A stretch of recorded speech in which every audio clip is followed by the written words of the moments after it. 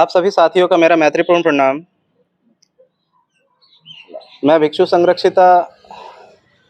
आज मेरी यात्रा का चौथा दिन है और आज मैं सिंहासनी से चलकर सुगौली में यहाँ पे पहुँचा हूँ और कुछ साथी हैं यहाँ पे जिनके साथ में कुछ बातें और चर्चा करने जा रहे हैं हम, और इनके भी कुछ सवाल हैं जो ये जानना चाहते हैं और कुछ ऐसी भी बातें हैं जो हम इस चर्चा में करेंगे जिसे आप आगे देखते चले जाएंगे।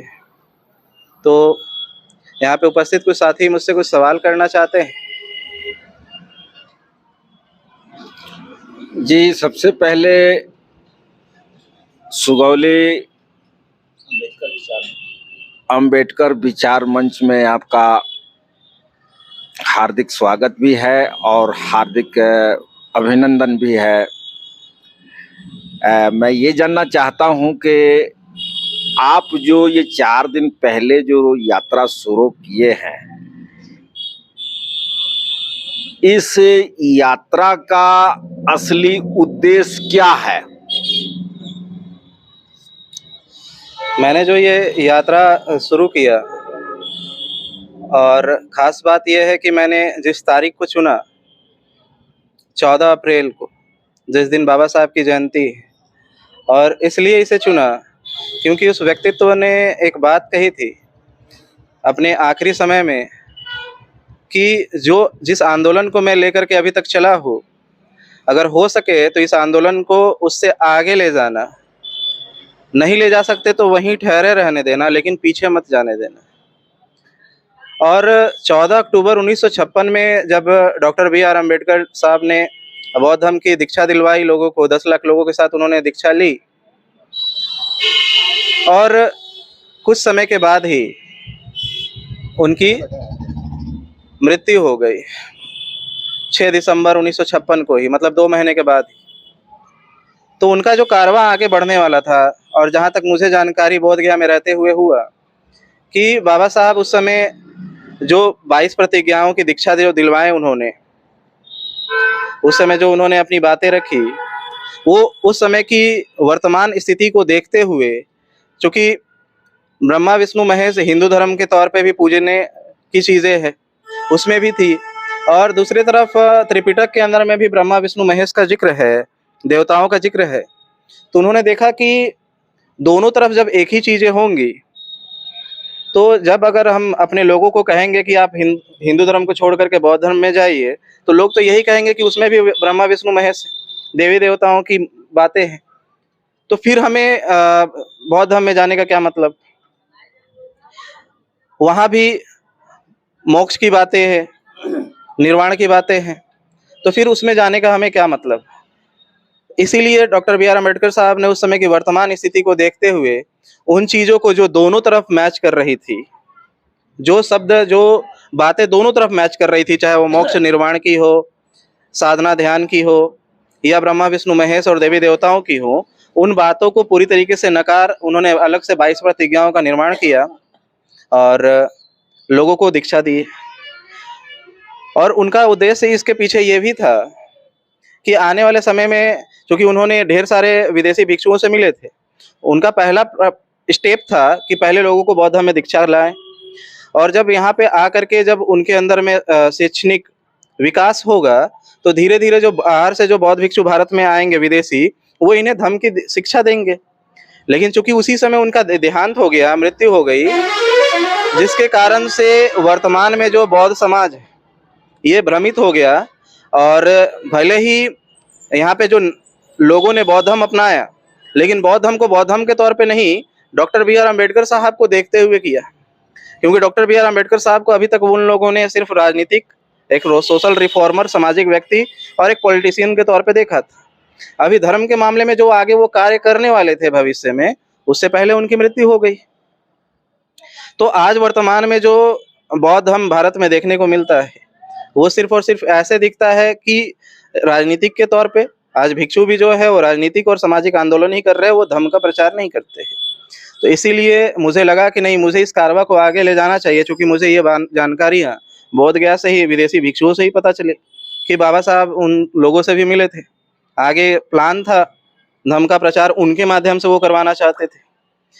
तो इस कारवा को आगे बढ़ाने के लिए ही मैंने 14 अप्रैल के दिन को चुना, और आगे मैं इसे और जो बुद्ध का जो धर्म है उसको आगे बढ़ाने के लिए और लोगों में मैत्री भावना स्थापित करने के लिए, जो कि द्वेष की भावना प्रत्येक व्यक्तियों में है और अज्ञानतावश लोग एक दूसरे से बैर रखे हुए हैं, इसे समाप्त करने के लिए और मैत्री भावना स्थापित करने के लिए मैं इस यात्रा पे निकला हुआ हूँ।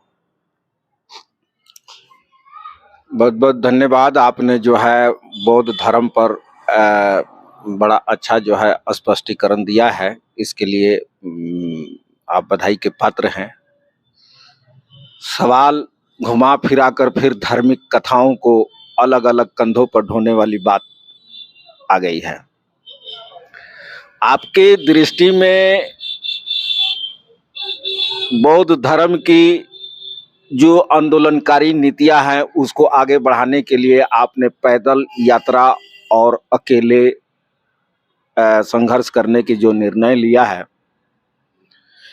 क्या आपको लगता है कि जिस मार्ग पर आप चल रहे हैं वही सही है, बाकी धर्मों की जो है कुछ जो चीजें हैं वो गलत है? इस पर संक्षेप में, बहुत विस्तार नहीं, बड़ा संक्षेप में जो है आपको देना चाहिए कि धर्म जो है आखिर उसका मूल अर्थ क्या होता है और उसे क्यों मानना चाहिए, लोगों को उस दिशा में क्यों झुकना चाहिए। तो थोड़ा सा संक्षेप में समझाएं, और सभी धर्मों को आप किस दृष्टि से देखते हैं और आपने यही क्यों चुना और कोई धर्म क्यों नहीं चुना? सबसे पहले मैं आपके सबसे आखिरी सवाल का पहले जवाब दे दूं। आपने कहा कि मैंने बौद्ध धर्म को ही क्यों चुना। इसको चुनने के पीछे कारण है कि एक वैज्ञानिक सोच रखता हूं मैं, और वैज्ञानिक सोच किसी भी चीज़ को तोड़ करके देखना चाहता है, पार्ट बाय पार्ट और ज़्यादा गहराई में जाना चाहता है, और बाकी जगह जो चीज़ें हैं उसमें आस्तिकता है, स्वीकार कर लेना, मान लेना। और यहाँ पे बुद्ध ने क्या सिखाया कि वैज्ञानिक पद्धति से उन्होंने यहाँ तक कहा कि मेरी बातों को मत मानना। गौतम बुद्ध ने ये बातें कही है कि मेरी बातों को मत मानना, मेरे मार्ग पे चल करके उसे जांचना कि मैं सही हूँ या नहीं। जांचना, जांचोगे, अगर सही लगा तो एक्सेप्ट करो और नहीं लगा तो छोड़ देना है। तो उन्होंने जांचने की प्रक्रिया जो रखी वो मुझे ज़्यादा अट्रैक्ट की। और रही बात दूसरे, मेरा जो मार्ग, मैंने जो मार्ग बनाया है, मेरा मार्ग है ही नहीं। मैं मानवतावादी जो सिद्धांत है उस पे चलने की कोशिश कर रहा हूँ और उसी पे चल रहा हूँ। बाकी सारे धर्म जब बने गए थे, जब उनके बुद्ध पुरुष मौजूद थे, उस समय तो वो ओरिजिनल फॉर्म में था। लेकिन धीरे धीरे क्या हुआ, समय बीतते गए, जैसे गौतम बुद्ध को हुए 2500 साल हो गए, जीसस को हुए 2000 साल हो गए, मोहम्मद साहब के हुए 1400 साल हो गए, गुरु नानक के हुए 800 साल हो गए।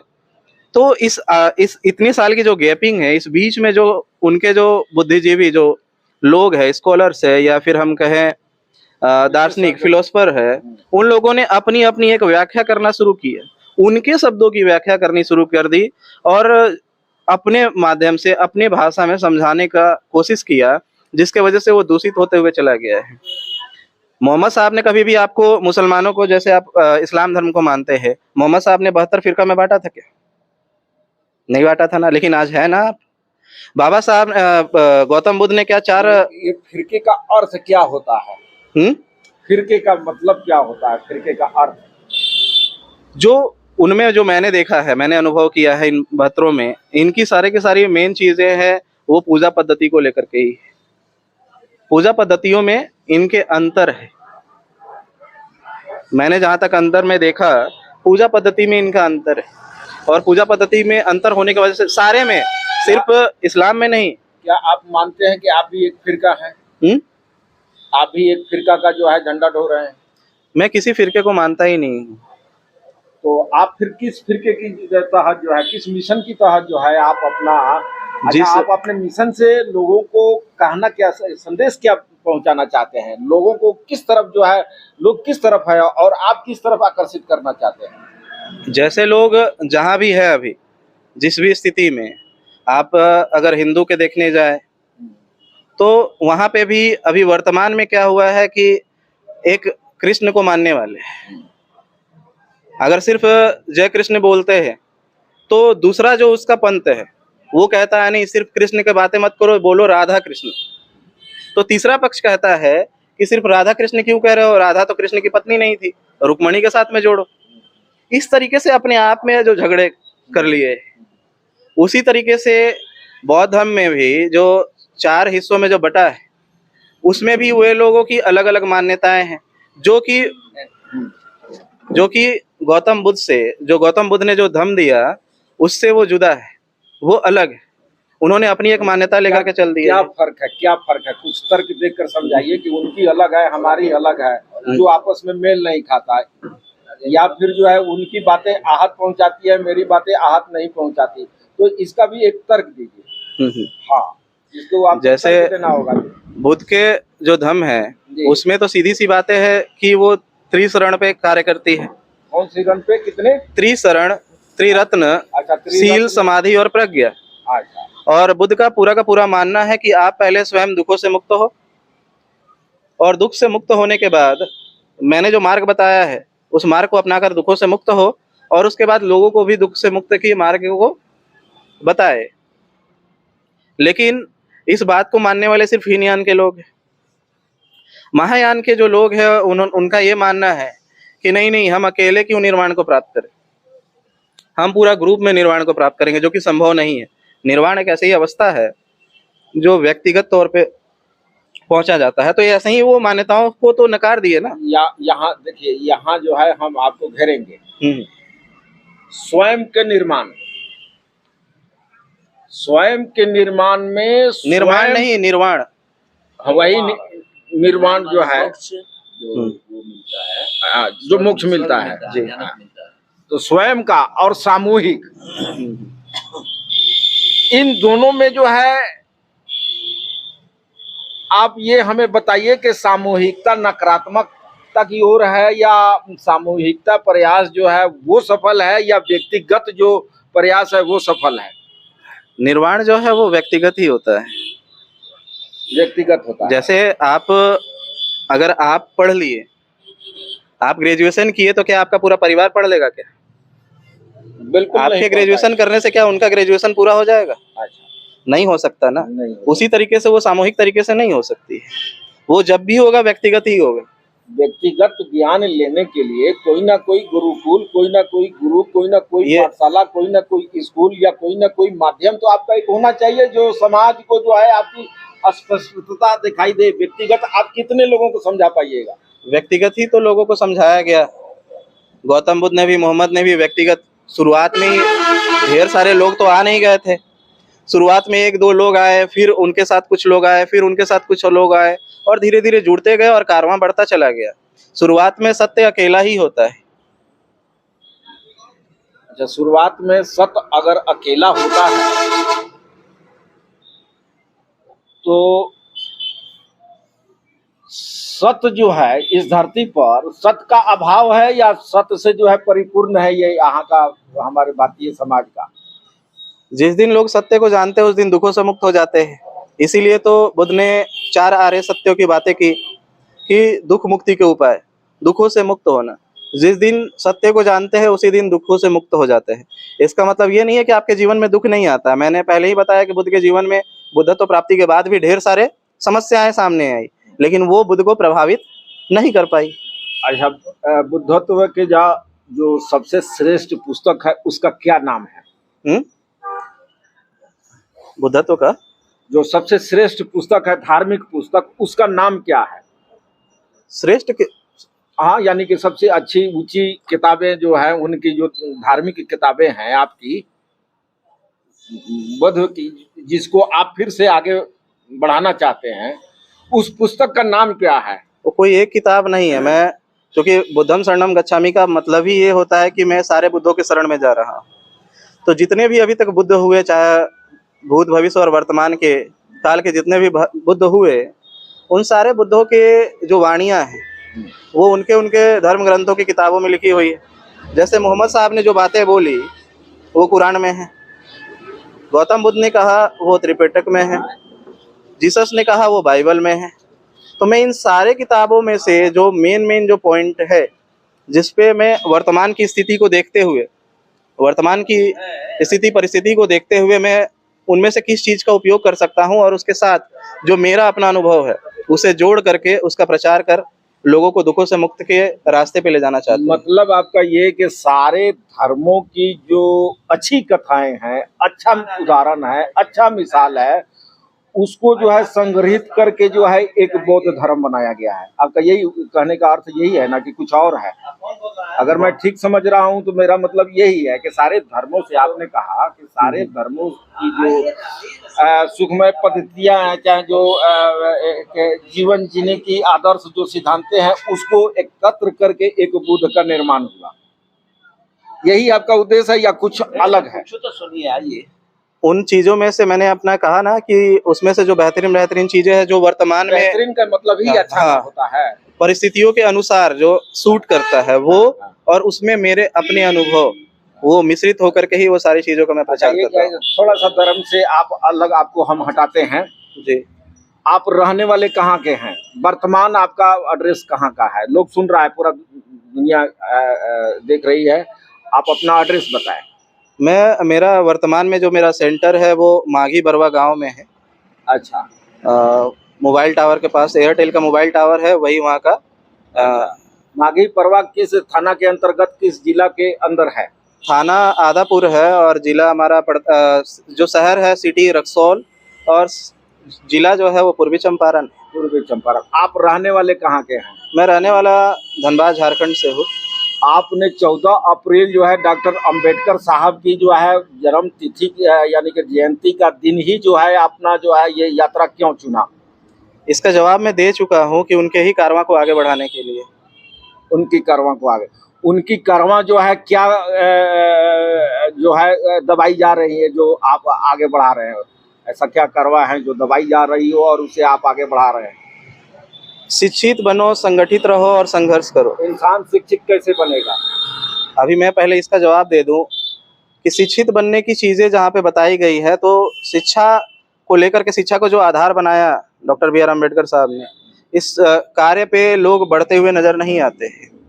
और अभी वर्तमान में मैं कुछ चीजें जो मैंने नोटिस किया भारत भर में, जहाँ तहाँ तक मैं गया, कि डॉक्टर बी आर अम्बेडकर साहब ने जो रिजर्वेशन, जो प्रतिनिधित्व का जो प्रावधान दिया, वो दिया समाज के उत्थान के लिए। ठीक है, सामाजिक उत्थान हो इसके लिए दिया। लेकिन अगर कोई व्यक्ति आज के समय में 70 साल बाद भी, उस समय 70 साल पहले उन्होंने बोला कि चलो कोई व्यक्ति 100 में से अगर 35 नंबर लाता है तो अभी इसको जॉब दे दो, क्योंकि इसका अभी सामाजिक और बौद्धिक विकास नहीं हुआ है। लेकिन 70 साल बाद भी जहाँ पे लोग अब पैसे की दिक्कत नहीं है, लाखों रुपए कमाने वाले के बेटे हैं, और उसके बावजूद भी वे क्या कर रहे हैं, 35 नंबर के लिए ही तैयारी कर रहे हैं। अगर ऐसा वो करते हैं तो वो शिक्षा का उपहास कर रहे हैं। मेरा कहने का मतलब है कि वो ऐसा कर रहे हैं तो शिक्षा का उपहास कर रहे हैं, सवाल ये नहीं है। आपने अभी पूछा कि नहीं, क्या पे नहीं चल रहा है जिस पे चलना चाहिए, आपने ये पूछा, तो मैं अभी बता रहा हूँ। शिक्षा का जो है, शिक्षा पर बात अब हो रही है तो शिक्षा का ही बात हो जाए। सवाल शिक्षा का है, क्या इस बात को मानते हैं कि इंसान जब तक शिक्षित नहीं होगा तब तक विकसित नहीं होगा, उसका मानसिक विकास संभव नहीं है? जी, मानते हैं। फिर हर एक को सरल तरीकों से शिक्षा उपलब्ध हो, उसके लिए क्या विकल्प होना चाहिए? कौन क्या कर रहा है उसमें कोई बहस नहीं है। विकल्प आपके दृष्टि में क्या होना चाहिए? विकल्प, आपके कहने का मतलब है कि फिर वो चीजें बाहर से आएगी। यहाँ पे इंसान के अंदर से जब तक वो इच्छा ना जगे, आप किसी बच्चे को जो पढ़ने की इच्छा नहीं रखता हो उसको ले जाकर के हार्वर्ड यूनिवर्सिटी में एडमिशन करा दीजिए, लेकिन अगर उसको पढ़ने की इच्छा नहीं है तो नहीं करेगा। ये समाज पीछे इसलिए है क्योंकि ये शिक्षा को पकड़ना नहीं चाहता। अगर पकड़ता तो आज इसका ना शोषण होता ना ये गुलाम होता। आप ये बात मानते हैं कि समाज की आप शिकायत कर रहे हैं कि शिक्षा नहीं पकड़ता, क्या उस समाज के सामने शिक्षा उड़ता हुआ दिखाई दे रहा है, चलता हुआ दिखाई दे रहा है कि समाज पकड़े? आप इस बात को कैसे, कौन सा दृष्टि से जो है आप आरोप लगा सकते हैं? मैं किसी पे आरोप नहीं लगा रहा हूँ, क्योंकि आप बोले हैं ना कि समाज हमारा शिक्षा नहीं पकड़ता। शिक्षा अगर शिक्षा ही उपलब्ध नहीं है, पड़ोसा नहीं जा रहा है या चलता हुआ दिखाई नहीं दे रहा है, तो पकड़ेगा कैसे? शिक्षा है क्या?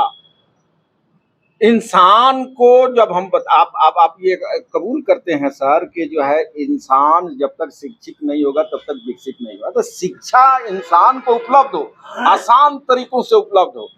शिक्षा का उपलब्धता की जो जिम्मेवारी है वो हमारी जो है धार्मिक संस्थाओं के ऊपर निर्भर है या फिर हमारी सामाजिक और राजनीतिक इस पर निर्भर है।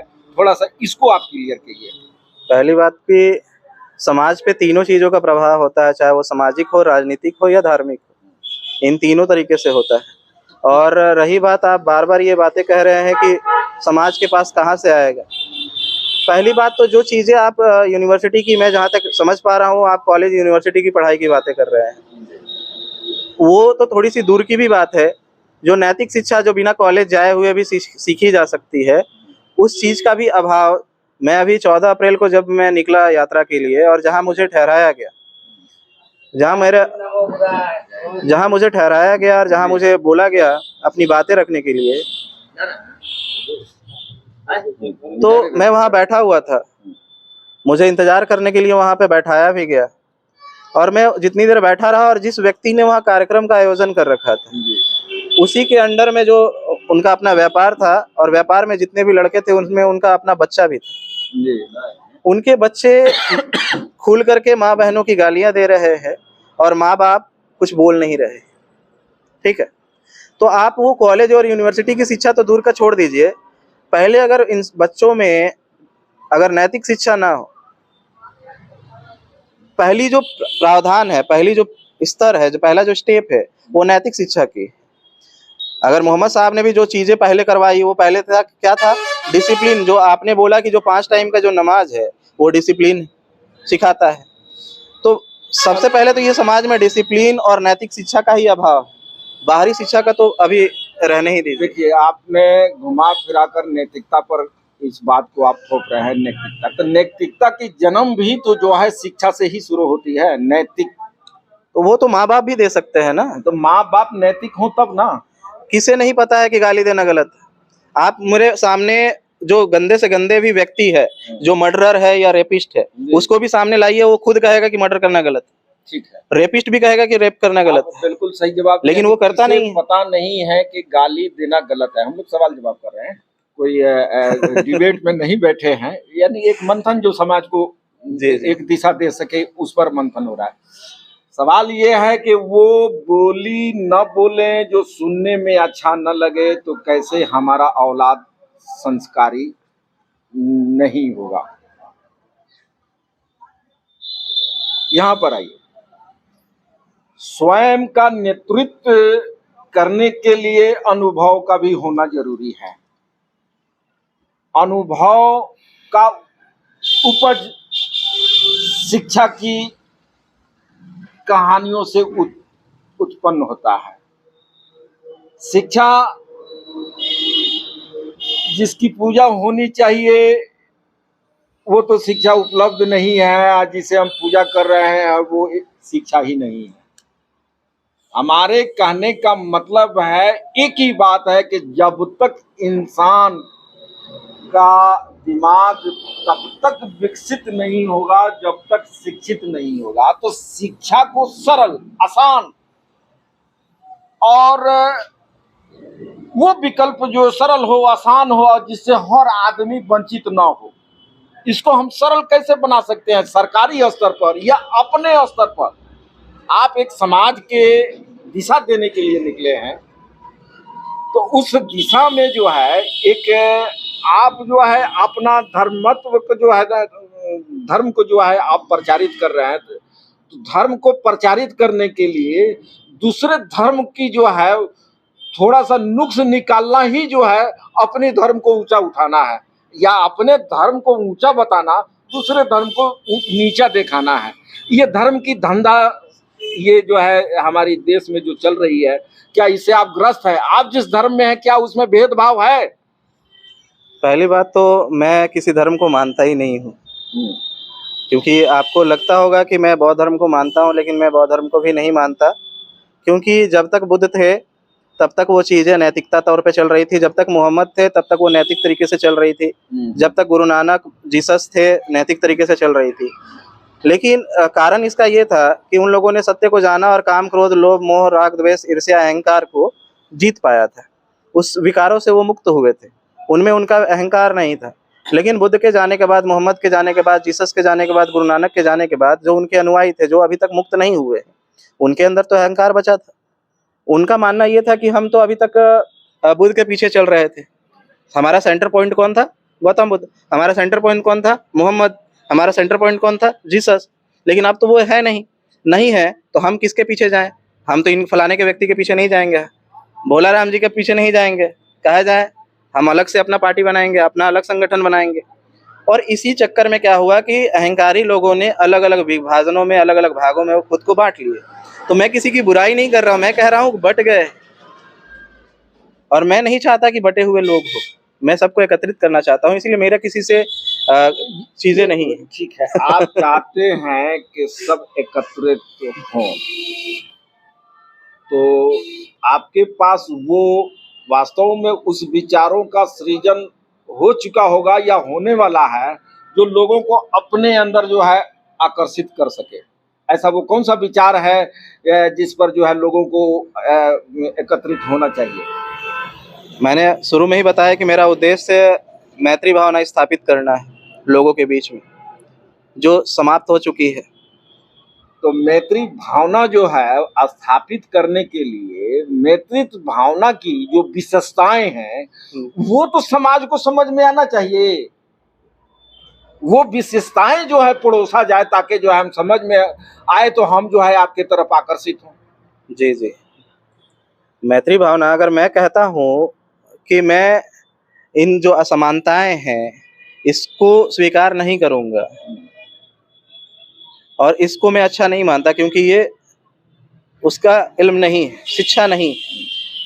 अब जैसे मेरे ही घर के पास एक लड़का था, वो ग्राउंड में टहल रहा था और सिगरेट पी रहा था। तो मैंने पूछा उससे कि आपने कुरान को पढ़ा है? तो बोलता तुम कौन होते हो बोलने वाले? मैंने बोला मोहम्मद साहब को पढ़े हो, तुम कौन होते हो अपने जुबान से मोहम्मद साहब का नाम लेने वाले? मैंने बोला भाई बता तो दो कि एक्चुअल में मोहम्मद साहब को पढ़े हो ना? तो कहता हाँ पढ़े हैं। तो मैंने बोला कुरान में कहाँ लिखा हुआ है कि नमाज की टोपी पहन करके सिगरेट पीने के लिए? समझे? तो मैं जो चीज़ें वहाँ पे बता रहा हूँ उसको मैंने क्या कहा, जो वो मोहम्मद साहब के अकॉर्डिंग नहीं चल रहा था, जो इस्लाम के जो है, अगर वो मोहम्मद साहब के अकॉर्डिंग नहीं चल रहा है तो मैं वहाँ पे उनको टोक दिया। क्यों टोका? अच्छे रास्ते पे जाने के लिए। अगर उसे लगे कि नहीं ये व्यक्ति मुझे अच्छे मार्ग पे ले जा रहा है, वो लड़का उस समय से लेकर के आज तक मेरे समर्थन में है, क्योंकि उसे लगा कि नहीं ये व्यक्ति जो अगर मोहम्मद साहब की बातें उठाया या कुरान की बातें उठाया तो मेरे भले के लिए ही उठाया है। आपको लगेगा, जिन जिन लोगों को लगेगा कि मैं जो बातें कर रहा हूँ आपके बौद्धिक चेतना का विकास के लिए कर रहा हूँ, तो आप धीरे धीरे आपके ही भले के लिए कर रहा हूँ, आप धीरे धीरे मेरे साथ जुड़ेंगे। प्रतिदिन आप कितने आदमी को कवर करते हैं बौद्धिक विकास के चेतना में लाने के लिए? रास्ते में जितने लोग भी मिलते चले जाते वो मैंने अंदाजन कितना लोग, मैंने एक अंदाजा में लगभग में कितने लोग जो है आपसे टकराते हैं और जो है बौद्धिक विकास का ज्ञान लेते हैं? जैसे प्रतिदिन की, अगर अभी 4 दिन ही हुए, पहले ही दिन मैंने लगभग 100 लोगों से मिला कार्यक्रम के बहाने। दूसरे दिन एक फैमिली से मिला, पूरा परिवार से। तीसरे दिन भी एक पूरे परिवार से और मीडिया से मिला, उन लोगों से भी बातचीत हुई। चौथा दिन आज मैं आप सभी के बीच में बैठा हुआ हूँ। तो किसी दिन 5 लोगों से मुलाकात हो रही है, तो किसी दिन 10 लोगों से, किसी दिन 100 लोगों से भी मुलाकात हो जाती है। आपको ये ऐसा कार्यक्रम क्यों नहीं अपनाते, सरल तरीका जो जिससे जो है आपकी बौद्धिक विकास की जो है मार्ग जो है आसान भी हो और प्रशस्त भी हो सके? वो है आप अपनी चेतना को अपनी विवेक की तराजू पर या कसौटी पर परखा हुआ वो शब्दों को जो समाज को जरूरत है उसे जो है लिख कर क्यों नहीं जो है एक दिन में हजारों लोगों को पहुंचाते, और खुद आप जो है 10 लोगों में अपना समय क्यों जो है नष्ट कर रहे हैं, जबकि एक दिन में आप सैकड़ों को समझा सकते हैं, लाखों को समझाने में सक्षम हो सकते हैं। ये कार्य मैं क्या है? ये कार्य मैं कर रहा हूँ। पिछले 2 महीने से लगातार मैं यूट्यूब के माध्यम से हज़ारों लोगों तक अभी तक मैं पहुँचा हूँ। लगभग 1 लाख से ज़्यादा लोग मुझे देख चुके हैं। तो मैं घर पे होते हुए भी, मैं अपने ऑफ़िस पे होते हुए भी मैं इस ज्ञान का प्रचार करने के लिए यूट्यूब सोशल मीडिया का माध्यम बना करके लोगों तक उस ज्ञान को पहुँचाया हूँ। और वही लोग मुझे अपने जगह पे इनवाइट मुझे कर रहे हैं, ताकि और भी जो मुझे सुने हैं वो मुझे और लाइव तरीके से सुनना चाहते हैं, और भी लोगों से जो गाँव के जो लोग हैं वो उससे मिलाना चाहते हैं। और इसके लिए ही मैं यात्रा पे निकला हूँ, ताकि गाँव-गाँव तक पहुँच सकूँ, गाँव-गाँव तक लोगों से मिल सकूँ, क्योंकि सभी लोग सोशल मीडिया पे नहीं हैं। यात्रा 4 दिन की यात्रा में अनेकों किस्म के लोग मिला होगा। जहां आपने प्यास को महसूस किया और पानी के चाहत ने जो है किसी से पानी मांगा और न मिला, ऐसा यात्रा में कोई घटना घटा है जहां नहीं, पानी न मिला हो, जहां लोग बात करना पसंद न किया हो, जहां बहुत ज्यादा रिस्पेक्ट मिला हो? पहली बात तो पानी के लिए कोई मना करता नहीं है। इतना सभ्य समाज है कि इस चीज़ के लिए कभी कोई मना नहीं करता, चाहे कितना भी गरीब हो, वो खाना खा या पानी के लिए वो कभी मना नहीं कर सकता।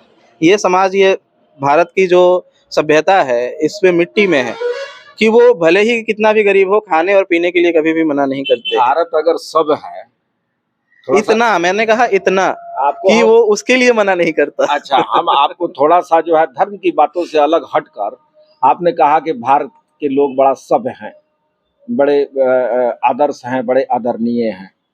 तो फिर भारत में जो है असमानता की राजनीति क्यों है, नफरत की राजनीति क्यों? क्या आप राजनीति से नफरत रुचि रखते हैं? पहले ये बताइए। अगर रुचि रखते हैं तो फिर ये नफरत क्यों है और ये इसकी पतन कैसे हो सकती है?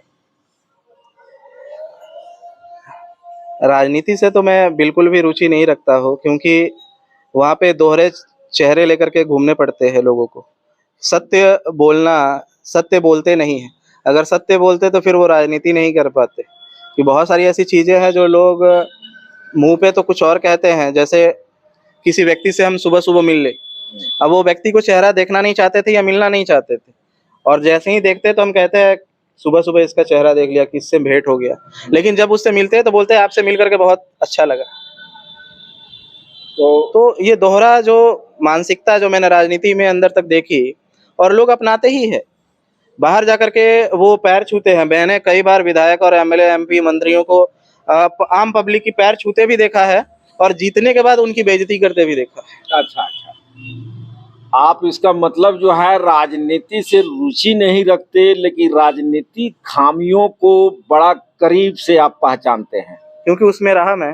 अच्छा, आपको पता है कि जो है मताधिकार जो है, अगर कोई राजनीतिक व्यक्ति 5 साल के लिए हमें तकलीफ पहुंचा सकता है, मनमानी कर सकता है, लेकिन मताधिकार के तहत भारत का जो लोकतांत्रिक व्यवस्था जो है, उसकी आदर्श जो है आपको अधिकार दिया है कि आप अपनी विधि व्यवस्था की सही संचालन और नेतृत्व के लिए सही सोच और सही व्यक्ति की चुनने की पूरी आजादी आपको देता है।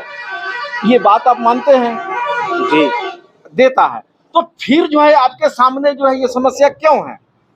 ऐसे दोगले लोगों की राजनीति जो है क्यों समाज को दिग्भ्रमित कर रही है? अगर दिग्भ्रमित कर रही है तो फिर लोग सब समाज जो है आप भारत को कैसे कर सकते हैं? या तो भारत की जनता अपनी जो है शक्तियों का इस्तेमाल नहीं करती, अपनी मताधिकार का सही उपयोग नहीं करता। 1 मिनट, मेरी सवाल अभी खत्म नहीं हुई है। या तो भारत के लोग सब नहीं है, अगर वो सब होते तो सब उनके प्रतिनिधि नहीं होते। अगर जो है वो सब है तो फिर प्रतिनिधि अच्छा क्यों नहीं है? इस पर जो है हम थोड़ा सा आपका राय जानेंगे। ऐसे हम आपसे झगड़ा नहीं कर रहे हैं, समाज को थोड़ा सा आपके तरफ से कुछ अच्छा दिशा संदेश मिले, बस इसी का एक छोटा सा प्रयास है। देखिए, आप मुझसे अभी बात करते हुए अपनी सभ्यता को भूल गए और आपने असभ्य शब्दों का उपयोग कर दिया आक्रोश में आकर के। आपने एक शब्द उपयोग किया दोहरा टाइप से। आप बोलते आपको मौका दिया गया, हम नहीं बोलेंगे आप इसमें। तो आपने अभी तुरंत देखे ना कि आपने आक्रोश में आकर के ऐसे शब्द का उपयोग किया जो असभ्य है, और आप चाहते हो कि एक सभ्य समाज हो, तो समाज नाम का कोई व्यक्ति होता है क्या? समाज नाम का कोई व्यक्ति होता है? नहीं होता है। व्यक्तियों से मिलकर के समाज बनता है। आप अभी आपने असभ्य एक व्यक्ति का अपने आप को ही परिचय दे दिया ऐसे शब्दों का उपयोग करके। तो जब तक आप सभ्य नहीं होंगे तो समाज सभ्य कैसे होगा?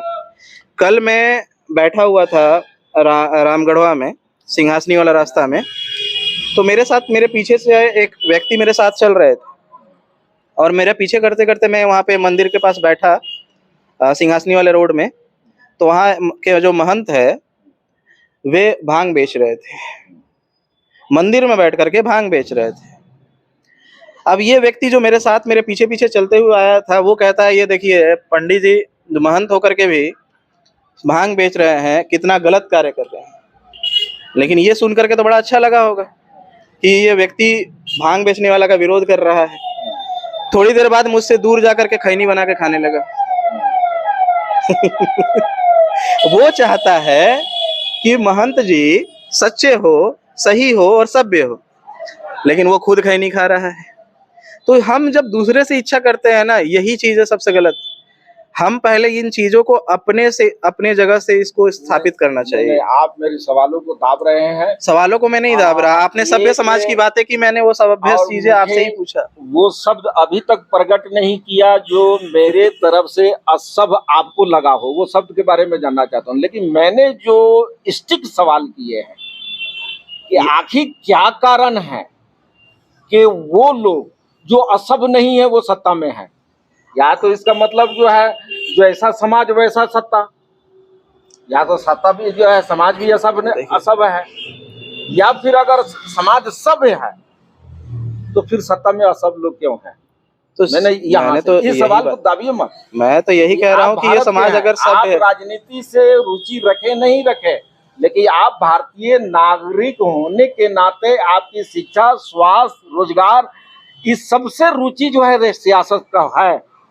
और सियासत इसी बुनियाद पर खड़ा है कि अपनी प्रजा के जो है सामाजिक सुविधाओं को उपलब्ध करा सके, यानी कि उन सहूलतों को आसान कर सके जो समाज के लिए आवश्यक है। ये जो लोकतंत्र है जो पूरी दुनिया में हम देखने को मिल रहा है, ठीक है, ये सिर्फ दिखावे के लिए है कि लोकतंत्र तरीके से चल रहा है। पूरी दुनिया में जहाँ भी हम देखते हैं तो एक समुदाय और वर्ग का ही कब्जा रहता है। जैसे अमेरिका हो, इजराइल हो, वहाँ यहूदियों का है, वहाँ उस संस्कृति का है। अगर हम अरब देशों में जाएं तो वहाँ पे इस्लाम संस्कृतियों का है। भारत में आए तो भारत में हिंदू संस्कृति मेजोरिटी में है। तो कितना भी हम लोकतंत्र की दुहाइयां दे ले, लेकिन लोकतंत्र ही ऐसा है कि इसमें जिसकी जितनी संख्या भारी उसकी उतनी हिस्सेदारी, भागीदारी हो रही है। तो यहाँ पे बात आता है, 1 मिनट रुक जाइए। तो यहाँ जनसंख्या जिसकी ज्यादा है और जो कानून है, आपको पता होना चाहिए चूंकि आप एक राजनीतिज्ञ है, तो जो राजनीति के जो कानून बिल पास होते हैं वो बॉटम टू टॉप जाते हैं या टॉप टू बॉटम आते हैं? पहले इसका बात बताइए। नहीं ना, आप जो है किसी सवाल की जवाब दे ले। नहीं, मैं दे रहा हूँ, बस इसी का जवाब मैं चाहता हूँ। दूसरी सवाल है, देखिए ना, मैं उसका जवाब दे रहा हूँ। आप राजनीति का जो परिभाषा बताया कि वर्तमान लोकतंत्र जो है जिसकी जितनी भागीदारी उसकी नहीं, आप डायरेक्ट ऊपर से चाहते हो कि ऊपर से कोई कानून बन करके आए। सबसे पहले ऊपर से नहीं आता है। 1 मिनट, हमारे एरिया में जब तक एक नहर नहीं खुदा, जब तक कि एरिया के जहाँ पे पानी की जरूरत थी, लोगों ने जब तक उसका विरोध नहीं किया, 1 मिनट रुकिएगा, जब तक विरोध नहीं किया कि यहाँ पानी की समस्या है, वो जाकर के ढेर सारे लोग पहले जाकर के समस्या को कहाँ रखे? अपने मुखिया के पास। अभी मैं राजनीति आपको समझा रहा हूँ, आपने राजनीति की बात की तो आपको सुनना चाहिए कि वो बॉटम टू टॉप जाता है, टॉप टू बॉटम नहीं आता। तो 1 मिनट पहले रुक जाइए। तो उन लोगों ने जाकर के पहले शिकायत किससे की? मुखिया से, सरपंच से, कि हमें यहाँ पानी की सुविधा चाहिए, बड़ा दिक्कत हो रहा है, नहीं तो हम आपको वोट नहीं देंगे। सारे गांव के लोगों ने जब दबाव डालकर सरपंच तक बातें रखी तो सरपंच वहां से उठ करके मुखिया गया किसके पास? विधायक के पास। वही ब्लॉक विधायक के माध्यम से विधायक के पास जाकर के इस समस्या को रखा। विधायक ने जाकर के वहां के सांसद के पास ये बातें रखी। सांसद ने जाकर के इसको संसद भवन में इस बात को उठाया कि हमारे एरिया में एक नहर की जरूरत है और इसके लिए पास किया जाए ये मामला। तो जाकर के संसद भवन से पास हुआ और वहां पे नहर की खुदाई चालू हुई। ये मैं इसीलिए बता रहा हूँ कि बॉटम टू टॉप जाता है। भारत में आप मुझे बताइए कि भारत में जो समाज है, ये समाज 5 किलो राशन मांगता है, शिक्षा नहीं मांगता है। तो वो जो मांगता है, अगर आपने प्योर राजनीति, आप अभी राजनीति में भले हो लेकिन आप स्वयं मानते हो कि डॉक्टर बी आर अम्बेडकर साहब आप महान मानते हो, तो डॉक्टर बी आर अम्बेडकर साहब जब 1951 में जब पहली बार चुनाव लड़े, जीते क्यों नहीं? एक अच्छा व्यक्तित्व था, चुनाव में उतरा हुआ था, लेकिन जीता क्यों नहीं?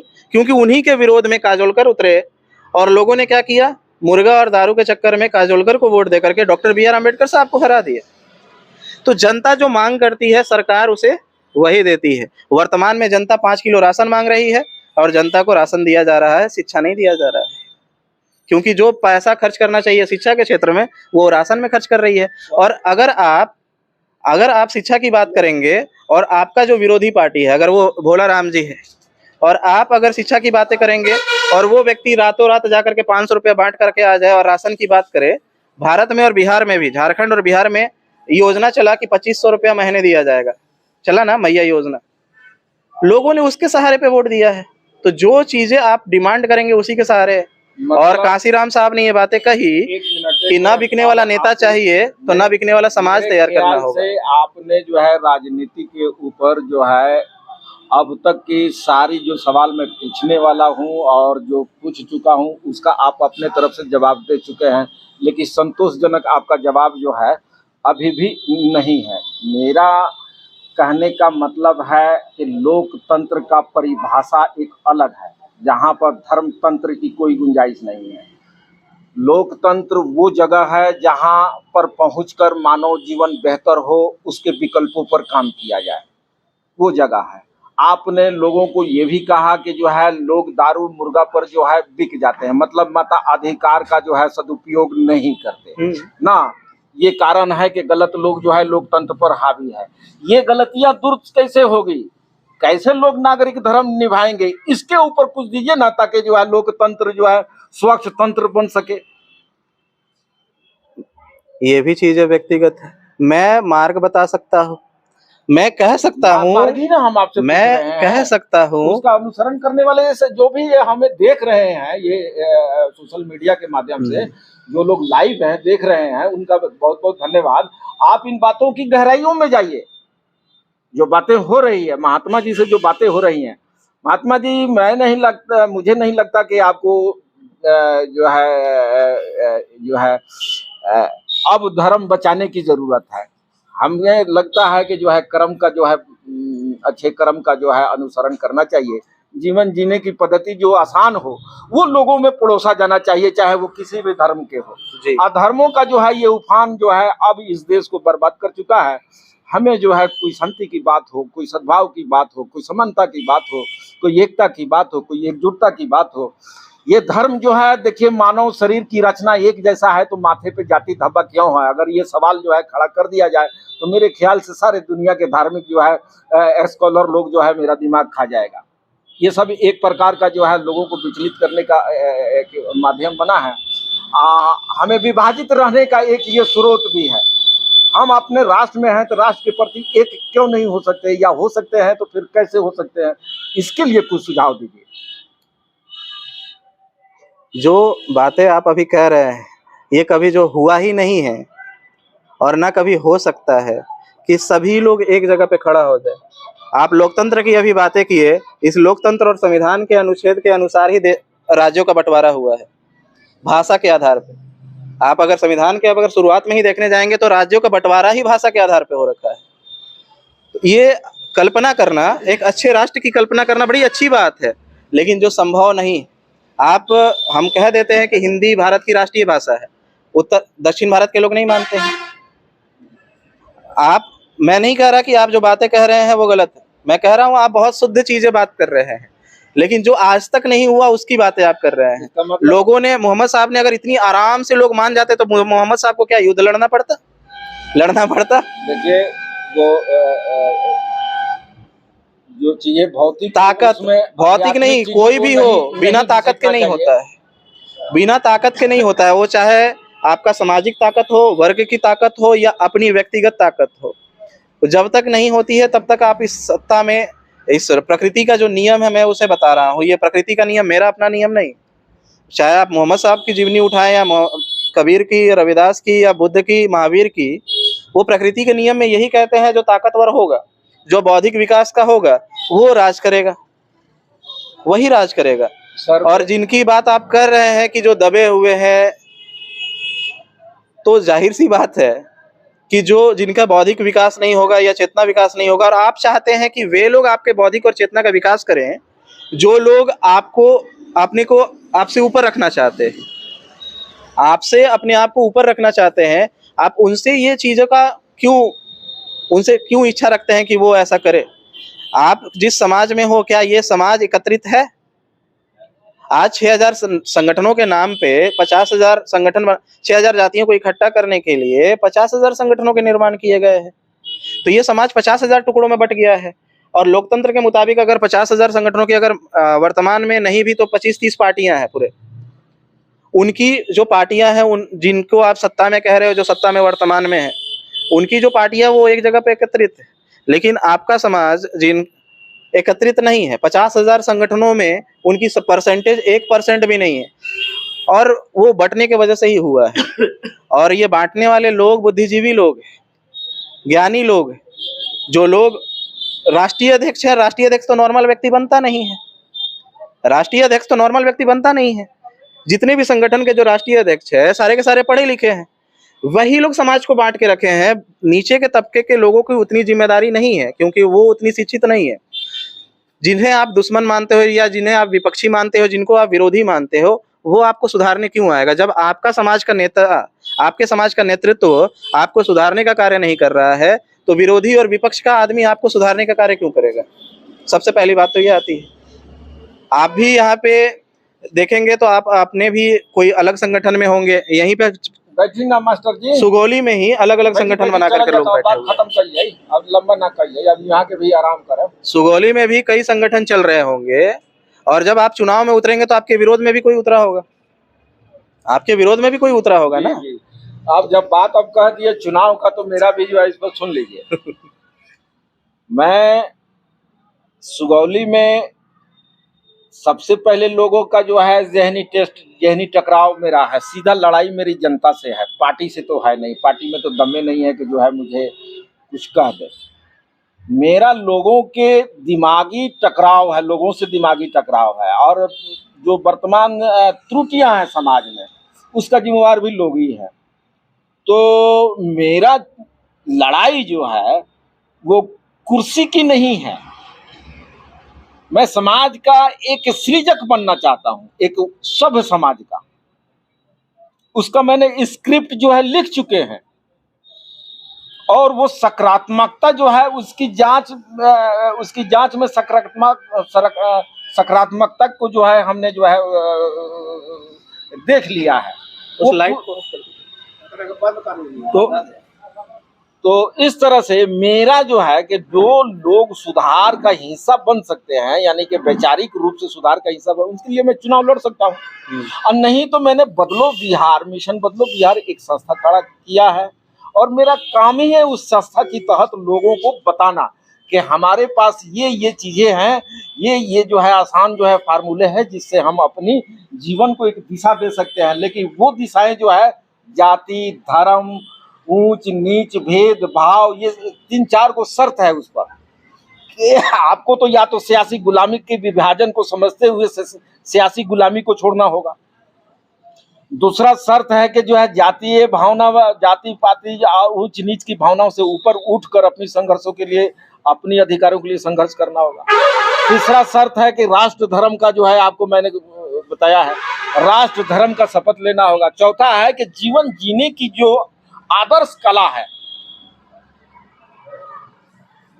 उसको जो है मेहनत, ईमानदारी और मशक्कत से जो है उस पर अमल करना होगा। ये 4 शर्तें अगर जो है यहाँ की जनता मेरी मान लेती है, तो इस क्षेत्र को जो है तरक्की के पथ पर लाने से कोई नहीं रोक सकता। लेकिन बरसों से बिगड़ा हुआ ये क्षेत्र है, यहाँ न सुनने की फुर्सत किसी को नहीं है। तो ऐसे हालातों में मैं ये नहीं कह सकता कि मैं चुनावी जो है यहाँ पर जो है टक्कर दे सकता हूँ, ऐसा कुछ नहीं। अभी हमारा समाज ही भटका हुआ है। पहले समाज को तो मैं समझा लूं कि जो मैं कर रहा हूं वो ठीक है, और नहीं तो ठीक क्या है मुझे बताना, ताकि वो हो। हमारे आने वाला कल बेहतर कैसे संभव है, मानव जीवन का उत्थान संभव कैसे है, उसकी विकल्पों को ढूंढना, उस पर काम करना, ये मेरी जिम्मेदारी बनती है। तो मैं मानता हूं कि ये धर्म जाति ये सारी वो लफड़े हैं जो इंसान को विचलित करता है, उसकी जो है सामूहिकता व्यवहार में जो है असमानता को बढ़ावा देता है, नफरत को पैदा करता है।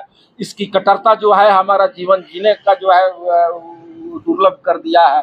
तो ये हमें लगता है कि आने वाला नस्ल जो है उसको शिक्षा, स्वास्थ्य और रोजगार की तरफ प्रेरित किया जाए कि वो कैसे जो है नशा मुक्त हो, कैसे जो है शिक्षित हो, कैसे वो विकसित हो, कैसे वो बुनियाद रखने की जरूरत है। वो उसके लिए जो जिन संसाधनों की अभाव है, या जो क्या कहते हैं, जो हमारे स्कूलों में जो है आधुनिक उपकरणों की जो अभाव है, उसके लिए हम संघर्ष करेंगे, उसके लिए ये करेंगे ताकि आने वाला नस्ल को जो है अच्छा और प्रेरक जो है शिक्षा उपलब्ध हो सके। मेरा वो उद्देश्य है। मेरा राजनीति जो है फन्ने खान बनना नहीं है। लोकतंत्र की पटल पर जाकर मानव जीवन बेहतर हो उसकी विकल्पों पर काम करने का मेरा राजनीति है। लोकतंत्र पर जो है धार्मिक या रिलीजन की जो है झंडा उठाकर और लोगों को बेरोजगारी और भूखमरी की आग में झोंकना नहीं है। ये मेरा ये है। अगर यहाँ पे आप लोग यहाँ 3 और 2 5 लोग बैठे हुए हैं, आपका जो एजेंडा है, ठीक है जी, उसी एजेंडा को अगर इन 5 लोगों ने अपना एजेंडा बना लिया, हाँ, फिर लोग किसे वोट देंगे? तो फिर सफल वो फिर मुझे देंगे। हाँ, मेरी एजेंडा को अगर अपना लिया तो नहीं, हम में नहीं। से जो बेहतर होगा उसको चुन कर देंगे। वही मैंने बोला। तो क्या आप उस समय अपने अहंकार को किसी के लिए त्यागेंगे? बिल्कुल नहीं। तो बस यही चीज तो चल रहा है ना तो कि सारे संगठन के लोग जो है वो कह रहे हैं आप अभी बड़े-बड़े यहाँ तो संगठनों के अहंकार राष्ट्रीय की तो अध्यक्ष, पहले बातें आप अभी नहीं हुई। बड़े-बड़े राष्ट्रीय अध्यक्षों से अभी मिले नहीं हैं, जो बड़े-बड़े संगठनों के राष्ट्रीय अध्यक्ष है। वो जब उनसे आप बात कीजिएगा ना तो बड़ी अच्छी-अच्छी बातें करते हैं, जी, ठीक है। लेकिन बात आता है क्या, जो व्यक्ति अगर यहाँ पे 5 लोग हैं और एक ही एजेंडा को लेके चल रहा है, आप 3 5 लोग एक ही एजेंडा को लेके चल रहा है, तो हम कहते हैं कि ठीक है, पाँचों एक ही एजेंडा पे है तो पाँचों एक क्यों नहीं हो जाता है? तो उनका अहंकार उन्हें रोकता है इस कार्य को करने के लिए कि नहीं, मैं अपना अस्तित्व क्यों खोऊं और इसका नेतृत्व क्यों अपनाऊं? मैं अपना अस्तित्व खो करके इसका नेतृत्व क्यों अपनाऊं? यही ना बात है कि जो सत्य के पीछे नहीं चलता वो भटकता है। तो बस ये चीजें हैं कि आप जिस एजेंडे को लेके चलेंगे ना, वैसा 10 एजेंडा लेकर के वो चलना शुरू कर देंगे और समाज को फिर भ्रमित करेंगे।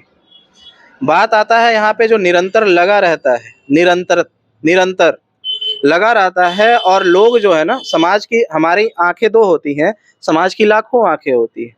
वो देखता है, आपको जज करेगा कि ये व्यक्ति कहाँ-कहाँ पलट सकता है, इसकी कथनी और करनी में क्या अंतर है, वो नोटिस करता है और समय आने पे वो आपके समर्थन में खड़ा हो जाएगा। लेकिन आज तक ऐसा व्यक्ति मिला नहीं। बामसेप में मैं काम करता था, लेकिन वो हमेशा ही कांग्रेस का विरोध किया करता था।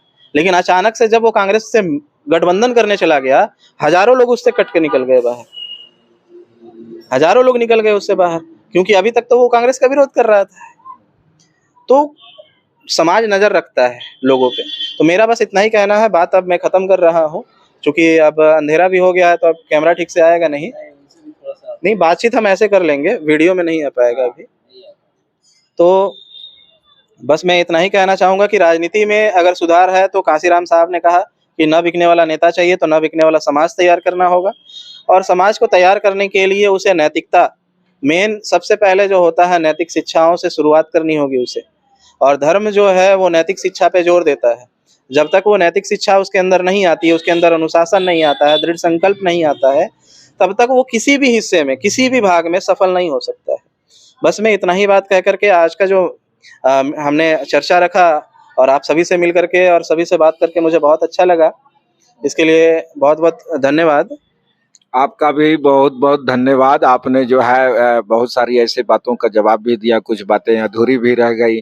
चलिए, मुलाकात अगर होगी तो होगी, नहीं होगी तो कोई बात नहीं है, लेकिन हम आपसे आशा करते हैं कि आप अपने इस यात्रा में जो है समाज को समानता की ओर ले जाने वाली बातों को परोसते जाएंगे।